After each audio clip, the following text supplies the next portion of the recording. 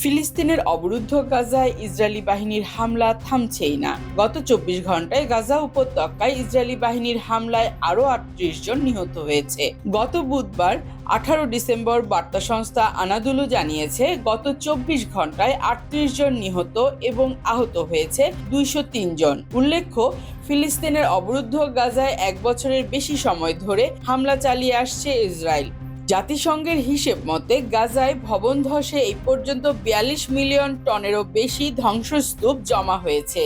এই ধ্বংসস্তূপগুলো যদি একসঙ্গে এক জায়গায় রাখা হয় তাহলে তা মিশরের ১১টি গ্রেট পিরামিডের সমান হবে। এই ধ্বংসস্তূপ সরাতে ব্যয় হবে ৫০০ থেকে ৬০০ মিলিয়ন মার্কিন ডলার, যা বাংলাদেশি মুদ্রায় ৭,০০০ কোটি টাকার বেশি।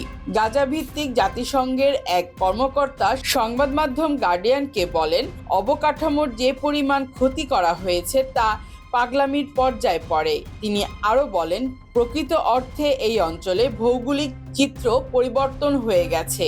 যেখানে আগে পাহাড় ছিল না, এখন সেখানে পাহাড় হয়ে গেছে। ২,০০০ পাউন্ডের বোমাগুলো আক্ষরিক অর্থে এই অঞ্চলের মানচিত্র বদলে দিয়েছে।